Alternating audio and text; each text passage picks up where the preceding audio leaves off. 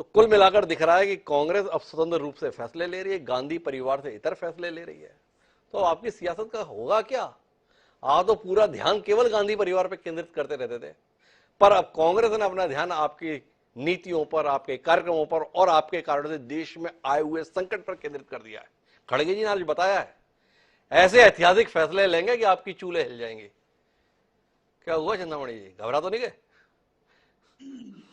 सबसे पहली बात तो राकेश सिंह जी, आदरणीय राकेश सिंह जी गोल गोल बात कर गए जी। और मैं जिस विषय को रखता था, रखना चाहता था, वो आदरणीय श्रवण गर्ग जी ने रख दी, लेकिन मैं कुछ और बातें छूट गई, उन्हें बस एड भर कर जोड़ता भरूं।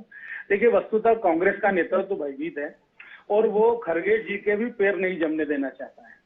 इसीलिए खड़गे जी कैसे दूसरों पर निर्भर रहे, वो स्वतंत्र निर्णय न ले पाए और कहीं न कहीं एक भय व्याप्त है कांग्रेस के नेतृत्व में कि आने वाले चुनाव तक कोई रिस्क न ली जाए, कहीं ऐसा न हो कि खड़गे जी सीताराम केसरी की तरह अपने पैर जमाने लगे, क्योंकि उनकी तो और भी ज्यादा आयु थी, इनकी तो कम है और ये तो बड़े अनुभवी नेता हैं। तो ऐसी दृष्टि में जो भय है उसी की परिणति है, ये चुनाव टाल दिए गए क्योंकि उसमें मनोनयन की व्यवस्था है, उसमें नए लोगों के आने की व्यवस्था है और निर्णय स्वातंत्र जो है खड़गे जी को नहीं देना है, उन्हें केवल पपेट बनाए रखना है।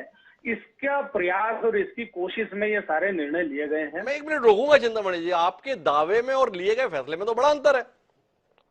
जो निर्वाचन होना था उसमें तो खड़गे जी के विचार से इतर भी लोगों के आने की पूरी संभावना थी। स्टीयरिंग कमेटी में फैसला लिया गया है कि जिसको भी सीडब्ल्यूसी में रखा जाना है वो खड़गे जी तय करे और रख दें, हम उन्हें अधिकार दे रहे हैं।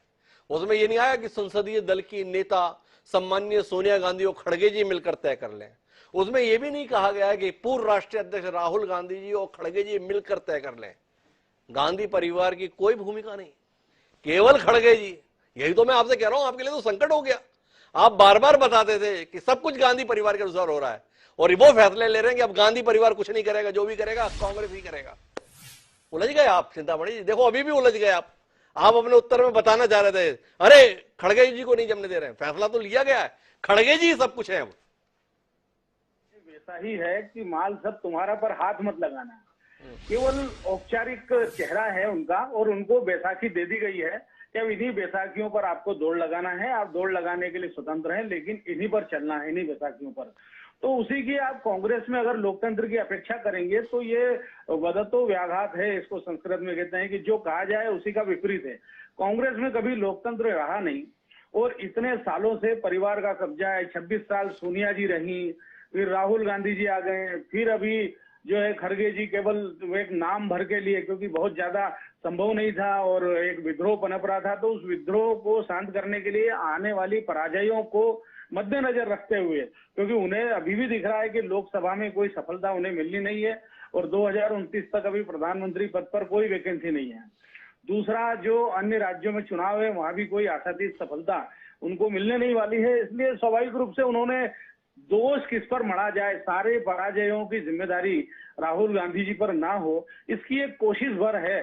तो वो कोशिश में भी उनको पूरी तरह केवल चेहरा तो सामने रखते हैं लेकिन सारे निर्णय उनके होते हैं और ये निर्णय केवल चिंतामणि जी, आज आप बता नहीं पा रहे हमें फैसले जो हुए हैं उसमें गांधी परिवार नहीं है। आप बार बार ये कह रहे हो, समझा नहीं पा रहे भाई गांधी परिवार कैसे। हमने तो आपको सारे सवाल दे दिए, फिर भी आप इसके संदर्भ में उत्तर दे नहीं रहे। पर इसके अलावा कुछ और महत्वपूर्ण बात भी कही है खड़गे जी ने।